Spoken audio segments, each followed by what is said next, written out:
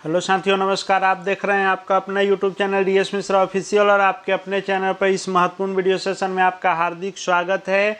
और इस वीडियो के माध्यम से हम जानने वाले हैं कि जो प्रधान शिक्षकों और प्रधानाध्यापकों का HRMS कन्वर्जन हो रहा है या फिर जो नियोजित से आए हैं HRMS पर ऑन बोर्डिंग हो रही है। तो इस HRMS में चूँकि आप जान रहे हैं कि सेवा से संबंधित आपका पूरा सर्विस डिटेल इसी HRMS पर उपलब्ध रहता है।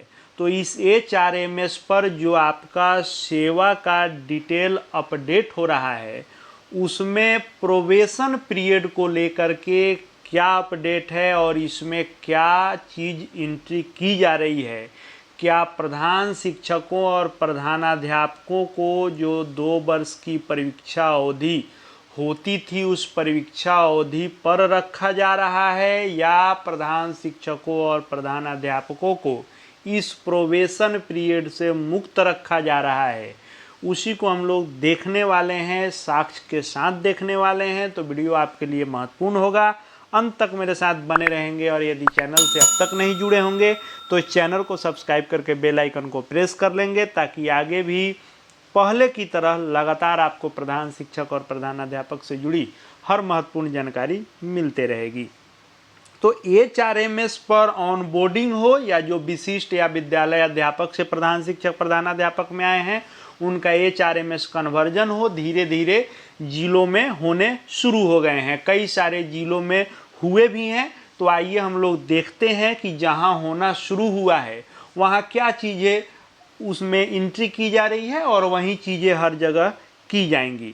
तो सबसे पहले जब भी आपका HRMS जो आपका कन्वर्ज हो या ऑनबोर्डिंग हो जाएगा तो आपको लॉगिन करना है अपने यूजर नेम और जो आपने बनाया होगा पासवर्ड, उसके आधार पर आप यहाँ कैप्चा कोड डाल के इसमें लॉगिन कर सकते हैं। या यूजर नेम भी नहीं पता है तो यहाँ से मोबाइल नंबर के सहायता से आप इसमें लॉगिन कर सकते हैं। उसके बाद जब आप लॉगिन करेंगे, ये चीज़ें लॉगिन होंगी कब, जब आपका ऑनबोर्डिंग या आपका जो कन्वर्जन है HRMS का होगा, तभी प्रधान शिक्षक वाला डिटेल दिखेगा। बाकी अभी यदि आप विशिष्ट विद्यालय अध्यापक थे तो वहीं आपको दिखता होगा।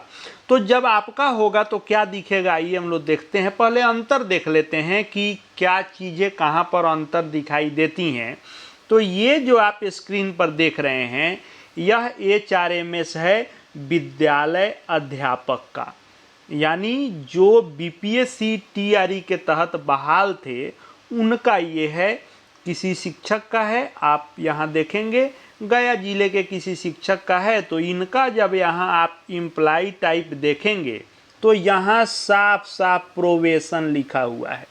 यानी जब इनका हुआ था और इनका जब HRMS अपडेट हुआ तो प्रोबेशन लिखा जाता था, यानी परीक्षा अवधि 2 वर्ष इनकी तय की जाती थी। हालांकि नई नियमावली में अब 1 वर्ष हो गया है, लेकिन चूंकि ये बहाली पुरानी नियमावली से होते आ रही है इसलिए इसमें 2 वर्ष के लिए प्रोबेशन पीरियड लिखा हुआ रहता था, यानी 2 वर्ष तक ये परीक्षा अवधि पर रहेंगे। इसीलिए इनका सर्विस कन्फर्मेशन भी जो है वह 2 वर्ष के बाद लिखा जाता था। जैसे 24 में बहाल हुए तो 26 में इनका सर्विस कन्फर्मेशन होगा। यही परीक्षा अवधि होती थी और परीक्षा अवधि के कई सारे नियम हैं, वो अलग विषय है। लेकिन हम लोग ये देखें कि इसमें प्रोबेशन पीरियड होता था। नियोजित से जो लोग एक्सक्लूसिव में गए उनका भी पहले प्रोबेशन नहीं दिखाता था, लेकिन बाद में अपडेट करके प्रोबेशन में रख दिया गया। लेकिन जब आप प्रधान शिक्षक और प्रधानाध्यापक के मामले में देखेंगे तो ये HRMS ऑनबोर्डिंग हो या फिर HRMS कन्वर्जन हो, ये आप देख रहे हैं बांका जिले का। और यहाँ देख लीजिए आप, ये हेड टीचर का है 30,500 पर जो फिक्सेशन है। यहाँ पर जब आप देखेंगे तो ये हेड टीचर का है। यहाँ देख लीजिए कैडर में भी बिहार स्कूल एलिमेंट्री जो है हेड टीचर लिखा हुआ है। इसमें एम्प्लॉय टाइप आप देखेंगे तो रेगुलर लिखा हुआ दिख रहा है, यानी प्रोबेशन के जगह पर रेगुलर है, प्रोबेशन पीरियड से मुक्त रखा गया है और नियमित कर लिया गया है। और स्टेट गवर्नमेंट के एम्प्लाई आप हैं ही, इस शिक्षा कोष पर भी आपको गवर्नमेंट टीचर वाले सेक्शन में रखा गया है, तो स्टेट गवर्नमेंट के एम्प्लाई तो आप हैं ही, लेकिन प्रोबेशन से मुक्ति मिली है और रेगुलर में रखा जा रहा है। इसीलिए यहाँ पर आप देखेंगे तो यहाँ कन्फर्मेशन डेट भी नहीं है, यानी जो आपका ज्वाइनिंग डेट है यहीं आपका कन्फर्मेशन डेट भी है। अब इसमें दो चीज़ें हैं, अगर बाद में नहीं बदलाव होना भी नहीं चाहिए, तो एक चीज़ इसमें है कि जो भी हेड टीचर हेड मास्टर में आए हैं वह पुराना अनुभव लेकर के आए हैं, अनुभव प्रमाण पत्र लेकर के आए हैं और एक्सपीरियंस सर्टिफिकेट पर ही बहाली हुई है, इसलिए प्रोबेशन पीरियड पर नहीं रखना चाहिए, इसीलिए रेगुलर यहाँ पर एंट्री किया जा रहा है।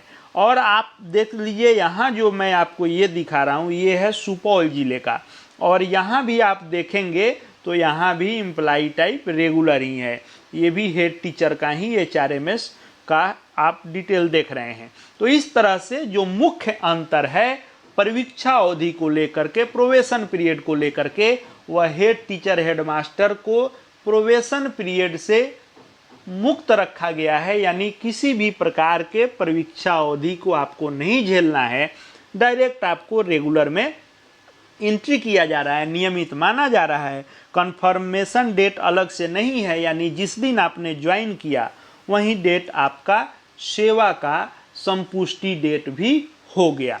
यदि आगे चलकर इसमें किसी प्रकार का बदलाव नहीं होता है, होना भी नहीं चाहिए, तो एक अच्छी खबर है प्रधान शिक्षकों और प्रधानाध्यापकों के लिए कि आपकी जो सर्विस है वह कम से कम प्रोबेशन पीरियड से मुक्त है। बाकी चीज़ें जो डिमांड है प्रधान शिक्षक प्रधानाध्यापकों का, वो तो आपको लाजमी भी है और न्यायपूर्ण भी है कि बाकी जो वेतन से संबंधित हो, ट्रांसफ़र से संबंधित हो, बहुत सारी चीज़ें हैं जो मिलनी चाहिए, वो तो मिलना चाहिए बिल्कुल, लेकिन ये एक अच्छी चीज़ है कि आपको प्रोबेशन पीरियड से मुक्त रखा गया है।